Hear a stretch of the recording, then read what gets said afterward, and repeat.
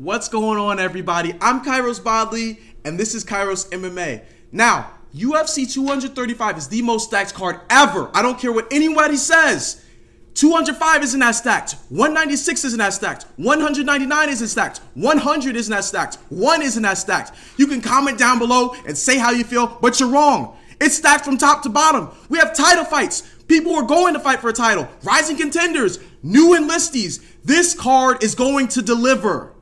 Now, I'm just going to start with the main card and make videos after the fact and tell you guys about the undercard and the prelims and that forth. So let's just start with Jon Jones versus Anthony Smith.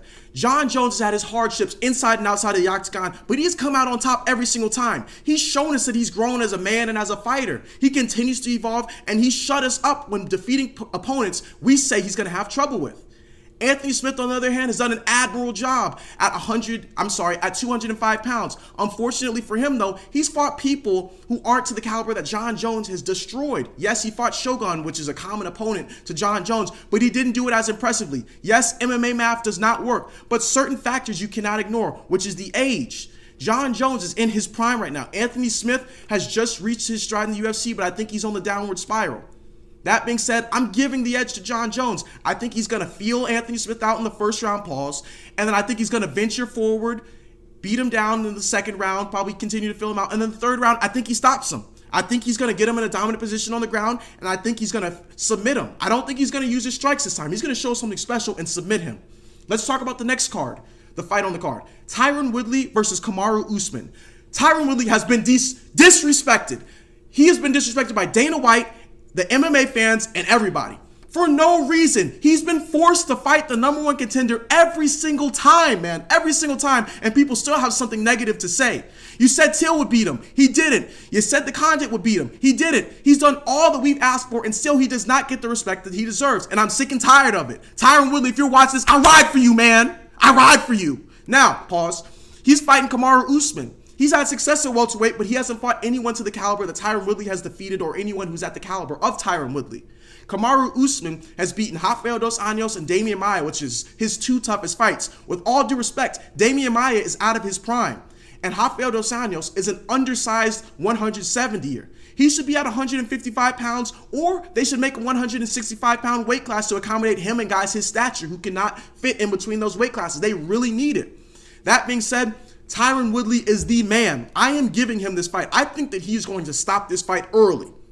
I think Kamaru Usman is going to be shooting for takedowns for his life this round. The opening round, I think Tyronwoodley stuffs a takedown, gets into a dominant position, and I think he finishes him by TKO with ground and pound. I really, really do. I believe that in my heart of hearts. Now, the next fight on this main card is Ben Askren versus Robbie Lawler.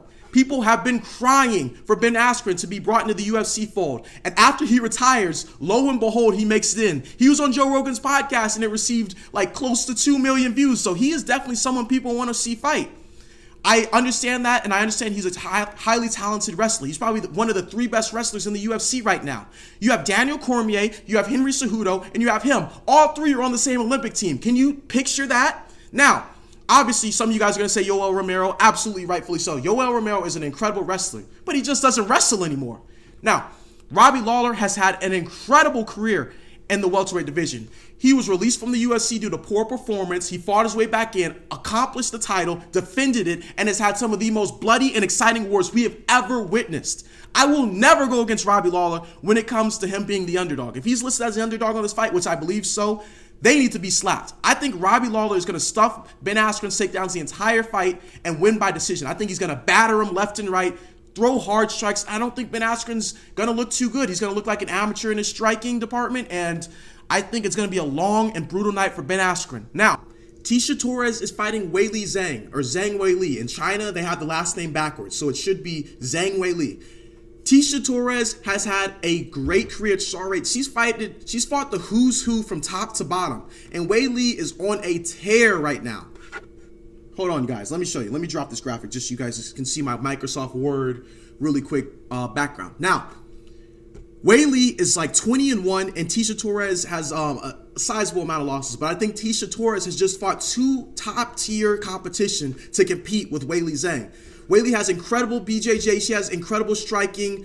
this, that, and the third, blah, blah, blah, blah, blah. And I think that they have her as the favorite in this fight, which I guess it looks cute on paper, having 20-1 and this, that, and the third, but she hasn't fought too many great opponents besides Jessica Aguilar, who she finished. Now, I think Teciatorres' striking and ability to move and evade strikes is going to lead her into victory. I think Weili is going to get decisions in this fight because Teciatorres doesn't really finish opponents. She's had like one finish in probably, I want to say, 15 fights. I'm not saying she's not tough. I'm not saying this, that, and the third. I just think that her game is rounded around the fact that she's just tiring opponents out and trying to beat you down systematically, similar to how Dominic Cruz fights, but not as flashy and not as defensive. So I'm going to give Teciatorres the nod. I say she wins by decision, unanimous decision. If Weili wins this fight, guys, you can say whatever you want about me and my mother and my family, whatever. I will never go against Weili again. Because if she can beat Teciatorres at this stage in her career, she's a problem. She'll be a problem at strawweight. Now, the next fight that I want to talk about on the main card is Codygarbrandt and Pedromuhnoz. Pedromuhnoz has seemed pretty good in his last few fights. He's a bantamweight. They're both pretty tough, but I think people keep forgetting who Codygarbrandt is. Yes, he's lost his last 2 fights by TKO to TJ Dillashaw, arguably one of the greatest bantamweights ever. I think it goes Dominic Cruz, and I think it goes TJ. But Codygarbrandt is a lion. He's ferocious. He's explosive. He has quick twitch fibers, incredibly great boxing, great takedown defense. He has great wrestling, defensive and offensive wrestling. He doesn't always use it, but he has it. And I think he's going to come out in that first round and explode on Pedro, pause. And I think he's going to absolutely dismantle him. We keep forgetting who this man is. He was a champion. He was a champion. He didn't it didn't just land in his lap. He was starching people left and right. I think he's going to win by first round KO. Mark my words. Now, I want you guys to comment down below your picks for the main card. Tell me what future topics you want to hear. Trash talk me. Do whatever you want because I can take it. And I'm going to release an undercard and prelim card later on throughout the week. Now, thank you so much for tuning into my channel. I'm KAIROS Bodley, and this is KAIROS MMA. Have a great day.